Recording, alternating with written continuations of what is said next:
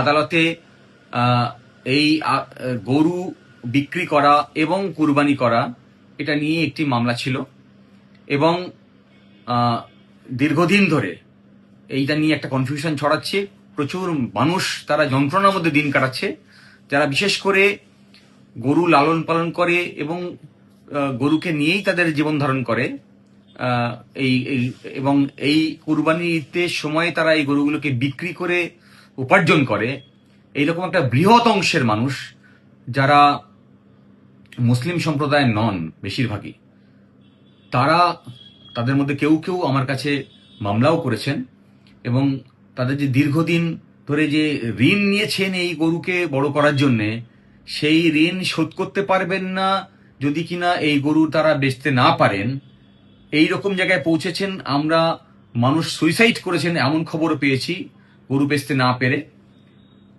মামলাগুলি হয়েছে, কিছু মামলা পেন্ডিং আছে। এমতো অবস্থায় আজকে কলকাতা হাইকোর্টের যে মামলা এবং তার যে নির্দেশ তা খুব গুরুত্বপূর্ণ। এই কারণ আমরা মামলা চলাকালীন একটি প্রশ্ন তুলে দিই যে পঞ্চায়েত এলাকাতে এই 1950 সালের আইন কখনোই লাগু করেনি।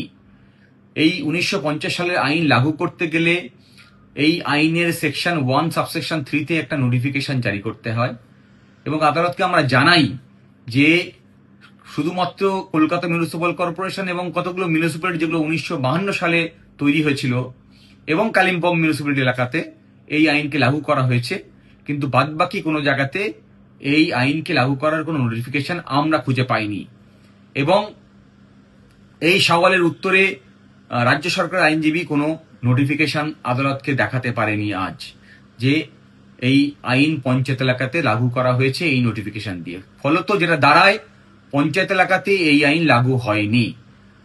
যদি পঞ্চায়েত এলাকাতে এই আইন লাগু না হয় তাহলে পঞ্চায়েত এলাকাতে এই কুরবানির ব্যাপারে বা গরু বিক্রির ব্যাপারে 14 বছরের নিচে কোনো নিষেধাজ্ঞা থাকতে পারে না।